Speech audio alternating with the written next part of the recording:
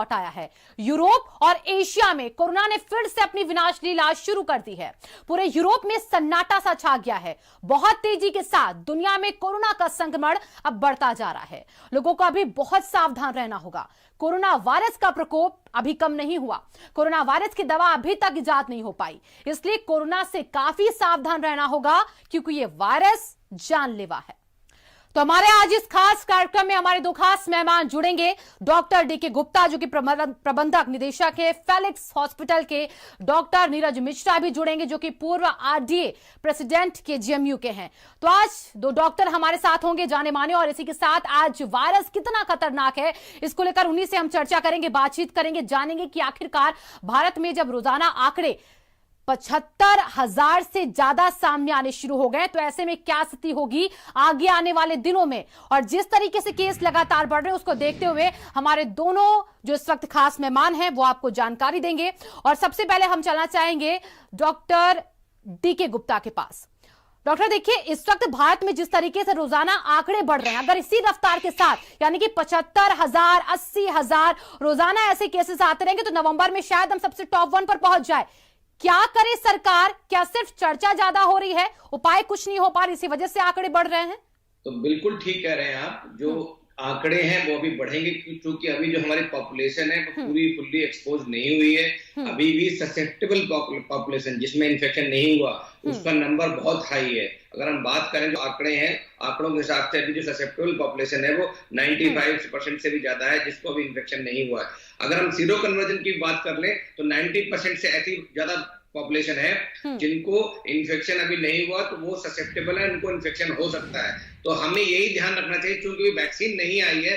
Vaccine आएगी जनवरी फरवरी में, फिर उसका मैन्युफैक्चरिंग स्टार्ट होगी, उसके बाद अगले कई महीने में उसका डिस्ट्रीब्यूशन होगा। तो अगले जुलाई अगस्त तक हम सबको वैक्सीन मिलने की जो उम्मीद है वो बहुत कम है। तो इसलिए अभी जो वैक्सीन है या जो अभी जो बचाव है वो सिर्फ यही है कि सरकार हो, चाहे पक्ष हो, चाहे विपक्ष हो, चाहे पुलिस प्रशासन हो, चाहे एडमिनिस्ट्रेशन हो, चाहे डॉक्टर्स हो, चाहे बुद्धिजीवी हो, हम सबको और पब्लिक स्पेशली खुद जागरूक होना होगा और सबको जागरूक करना होगा कि अभी सिर्फ बचाव है कि हम मास्क लगा के बाहर जाएं, हाथ बार बार धोएं या साफ धोएं, फिजिकल डिस्टेंसिंग रखें, अगर जरूरत नहीं है तो बाहर ना जाएं। क्योंकि पब्लिक जो है उसका डर खत्म हो गया है, सब लोग पब्लिक प्लेसेस पे जा रहे हैं। आप देख रहे होंगे कि हर मार्केट में, हर मॉल में, हर शहर में, क्योंकि इकोनॉमिक एक्टिविटीज को बिल्कुल बंद नहीं कर सकते।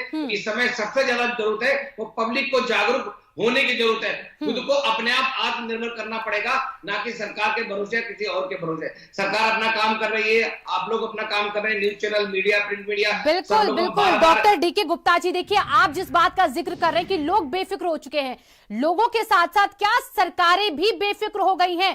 फिक्र किसी को नहीं सता रही, क्योंकि कोरोना के केसेस लगातार बढ़ रहे हैं और रोजाना आंकड़े बढ़ने के साथ ये दिखाता है कि लोगों की लापरवाही साफ तौर पर है। अगर उदाहरण हम देख ले, जो यूरोपीय देश हैं वहां पर एक बार फिर से ये कोरोना दस्तक दे रहा है। डॉक्टर देखिए, भारत का जो इस वक्त रिकवरी रेट है वो 80% है, लेकिन रोजाना जो आंकड़े हैं वो भी उतनी ही रफ्तार के साथ सामने आ रहे हैं। ये रिकवरी रेट बढ़ रहा है, आंकड़े बढ़ रहे हैं। अगर इसी तरीके से आंकड़े बढ़ते रहे तो रिकवरी रेट चाहे जितना बढ़े कोई फायदा तो नहीं होगा। लोगों को जागरूक होना पड़ेगा, सरकार को जागरूक होना पड़ेगा, तभी केसेस रुक पाएंगे। फिर से डॉक्टर डीके गुप्ता जी के पास ही चलना चाहेंगे। डॉक्टर डीके गुप्ता जी, देखिए यूरोपीय देशों का हम एग्जाम्पल अगर अभी ले लें तो वहां पर पहले केस कम होने शुरू हुए, लगा कि रफ्तार धीमे धीमे कम हो जाएगी। हालांकि दूसरी लहर की बात कही गई थी, लेकिन वो दूसरी लहर इस वक्त हम यूरोपीय देशों में देख भी रहे हैं। बिल्कुल, जो स्प्रेड ऑफ इन्फेक्शन है किसी भी बीमारी का बहुत सारे फैक्टर पर डिपेंड करता है। वायरस कितना वायरुलेंट है, किस तरह से फैलता है, कितना कॉन्टेजियस है, उसका अटैक रेट कितना हाई है, और वहां की पॉपुलेशन कितनी ससेप्टेबल है, कितने लोग जो है इन्फेक्ट हो चुके हैं, हर्ड इम्यूनिटी आई है नहीं आई है। तो अभी पूरे विश्व की भी बात करें, मैंने जैसे बताया था आपको, लगभग 3.25-4 करोड़ लोग इन्फेक्ट हो चुके हैं। पूरे वर्ल्ड की पॉपुलेशन बहुत ज्यादा है उससे, मतलब उसका देखा जाए तो हम लोग, हमारी जो पॉपुलेशन वो 135 करोड़ है, पूरे वर्ल्ड की पॉपुलेशन 800 करोड़, 850 करोड़ से ज्यादा है। तो उसका बहुत कम परसेंटेज, मतलब 4-5% ही इन्फेक्टेड हुआ है एज पर डाटा। अगर हम मान लें डाटा का नहीं मान लें कि एक बहुत कम है, तो भी 10-15% ही इन्फेक्ट हुआ होगा। तो भी अभी पूरी दुनिया की बहुत सारी ऐसी पॉपुलेशन है जो ससेप्टेबल है इस इन्फेक्शन को, और वो बहुत सारे फैक्टर्स पर डिपेंड करता है। इसलिए जब तक 50-60% लोग इन्फेक्ट ना हो जाए, या हर्ड इम्यूनिटी ना आ जाए, या ऐसा वैक्सीन ना आ जाए तो सबको मिल जाए जिससे इम्यूनिटी डेवलप हो जाए, तब तक पूरे दुनिया के हर देश को, चाहे वो कोई भी देश हो, चाहे अमेरिका हो, चाहे यूरोप हो, चाहे हमारा भारतवर्ष हो, हम सबको पूरा धैर्य से काम रखना चाहिए।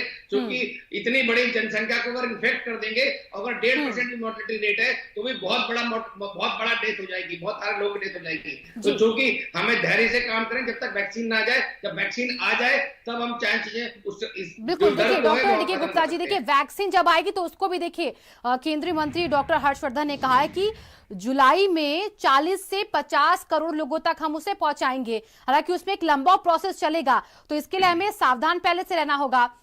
चेक रिपब्लिक, वो देश यहां पर हमने देखा जो कि सबसे ज्यादा सुरक्षित रहा था कोरोना काल में, वहां पर एक दिन का रिकॉर्ड देखा गया 8,600 नए केसेस का।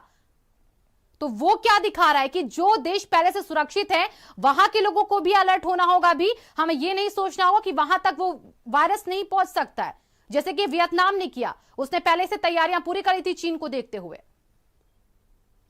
तो मैं फिर वही कह रहा हूं कि क्योंकि हमारी बहुत सारी दुनिया की जनसंख्या है वो एक्सपोज नहीं हुई, ससेप्टेबल है, और वायरस बहुत तरीके से ट्रेवल कर सकता है। चाहे वो फ्लाइट से कोई बंदा आ रहा है, चाहे वो क्या नाम है वाटर से, जहाज से कोई जनसंख्या आ रही है, लोग बहुत सारे माध्यम से ट्रेवल करते हैं किसी माध्यम, क्योंकि हम जो कैरियर है वो ह्यूमन बीइंग है। ह्यूमन बीइंग को हम बहुत लंबे समय तक रोक नहीं सकते, इकोनॉमिक गतिविधियां रोक नहीं सकते, फ्लाइट हमेशा के लिए बंद नहीं कर सकते। तो इसलिए सावधानी रखें। जिन देश में नहीं भी फैला हुआ है उनके भी चांसेस हैं कि अगर एक बंदे को भी अंदर पहुंच गया वायरस, तो वो एक वायरस से 1 से 3, 3 से 9, 9 से 27 और से 100 और हजारों सैकड़ों में ऐसे बढ़ सकता है। ये हम सब जो लोग देख चुके हैं। जी डॉक्टर डीके गुप्ता जी के पास अब इसी सवाल को लेकर चलना चाहेंगे। डॉक्टर डीके गुप्ता जी, देखिए अवेयरनेस को लेकर जागरूकता बहुत जरूरी है। अब ऐसे में जब नवंबर तक हो सकता है केसेस और रफ्तार के साथ बढ़े, क्योंकि ठंडी शुरू हो चुकी है धीरे धीरे, और उस मौसम में सबसे ज्यादा खतरा है, ये पहले अलर्ट कर दिया गया है। तो ऐसे में लोगों तक किस तरीके से हमें कैंपेन करनी चाहिए, उनके बीच हमें पहुंचना चाहिए, डोर टू डोर कैसे जाना चाहिए, एज सेक्टर को हमें कैसे डिवाइड करना चाहिए, तमाम वो कौन से पहलू होंगे जो ठंड के मौसम में हमें कोरोना से बचाएंगे और लोगों को सुरक्षित रखेंगे?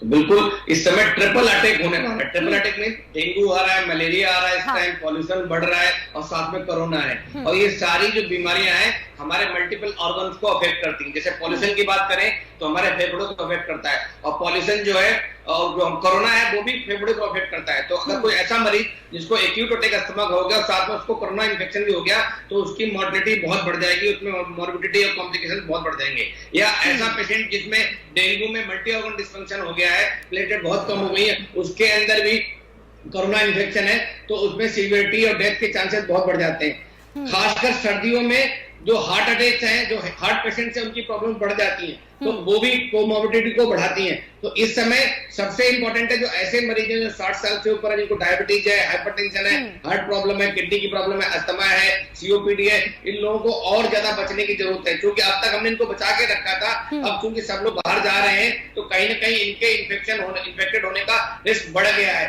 तो अब इस समय सिर्फ सरकार को बचाओ बचाओ बचाओ, इसी पे अवेयरनेस करनी चाहिए कि हम कैसे बच सकते हैं। हमें बताना चाहिए कि हमारा डेथ रेट तो 1.53 है, बट एक्चुअल जो मरीज लोग भर्ती हो रहे हैं उनमें कितने लोग आईसीयू में जा रहे हैं, कितने लोगों की डेथ हो रही है, कितने लोगों को कॉम्प्लिकेशन हो रहे हैं, कितने के घर जो है उजड़ जा रहे हैं। एक्चुअली जो डेथ रेट है, एक जो व्यक्ति मरता है उसके लिए वो आंकड़ा नहीं होता है, वो उसके लिए 100% डेथ होती है, वो परसेंटेज में नहीं होती है। तो चूंकि हमें सबको बताना चाहिए, मैंने ऐसे कई सारे पेशेंट देखे हैं जो बिल्कुल ठीक थे, जिनके हस्बैंड सीरियस थे, बट वाइफ एक्सपायर हो गई, सडनली कोरोना का इन्फेक्शन हुआ, कॉम्प्लिकेशन हुआ, डेथ हो गई।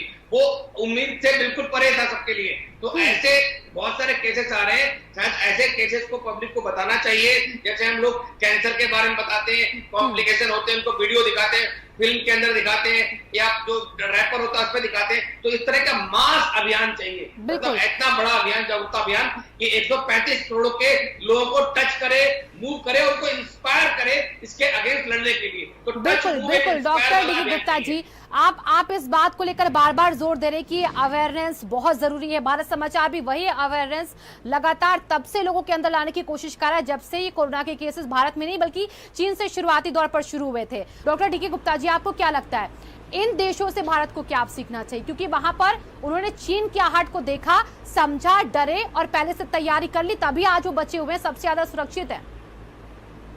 बिल्कुल।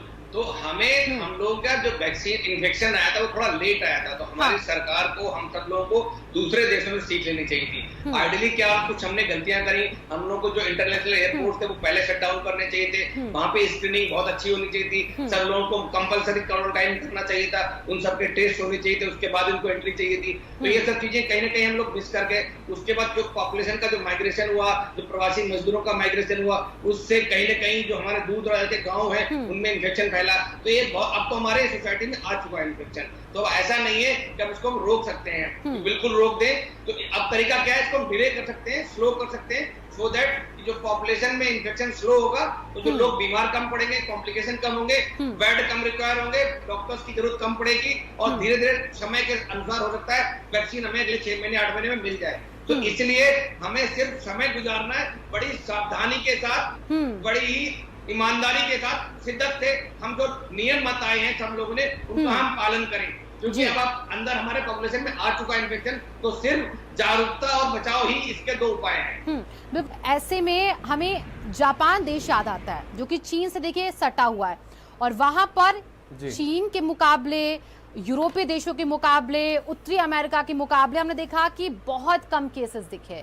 तो वो कौन सा ऐसा फॉर्मूला था जो इस वक्त भारत सरकार को अपनाना चाहिए और लोगों को उस पर ध्यान देना चाहिए? Doctor DK Gupta ji.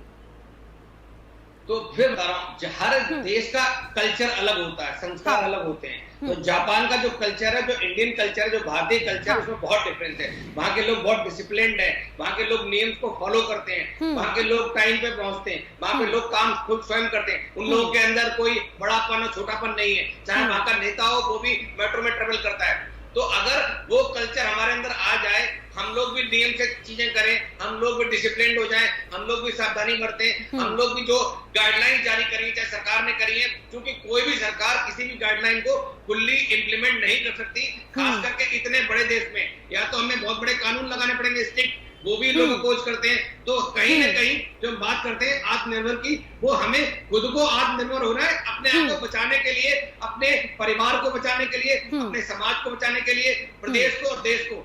एक बात जो मैं चाहूंगा सरकार से और मीडिया से, हम लोग नंबर दिखाते हैं कि 1.5% मॉर्टेलिटी रेट है, इतने लोग रिकवर्ड हो गए हैं, रिकवरी रेट 89% है, 91% लोग सिर्फ डेथ होती है या क्रिटिकल होते हैं। तो इन नंबर्स के अलावा हमें वो नंबर भी दिखाना चाहिए कि कितने लोगों को आईसीयू में भर्ती होने की जरूरत पड़ती है, बिल्कुल, कितने ऐसे लोग हैं जिनको इन्फेक्शन हो गया है और उनकी रिपोर्ट नहीं पता लगी, कितने लोगों के इन्फेक्शन होने के बाद लंग डैमेज हो गए हैं और उनको सांस की दिक्कत लाइफ लॉन्ग रहेगी, कितने ऐसे लोग हैं जिनका घर परिवार खत्म हो गया है, कितने ऐसे लोग हैं जिनके पूरे परिवार में कोरोना हो चुका है और उनका जो इकोनॉमिक स्टेटस है, मेंटल शटडाउन है, कि उनको हमें जागरूक करना पड़ेगा कि अगर कोरोना हो गया तो आपको कौन कौन सी प्रॉब्लम आ सकती हैं, घर में मृत्यु हो सकती है, कॉम्प्लिकेशन हो सकते हैं, हॉस्पिटल जाना पड़ सकता है, आईसीयू में बेड नहीं मिलेगा, आपको मॉनेटरी लॉस होगा, परिवार में लॉस होगा, आपके वर्किंग डेज खराब होंगे। तो कहीं ना कहीं ऐसा कैंपेन जो लोगों के हृदय को टच करे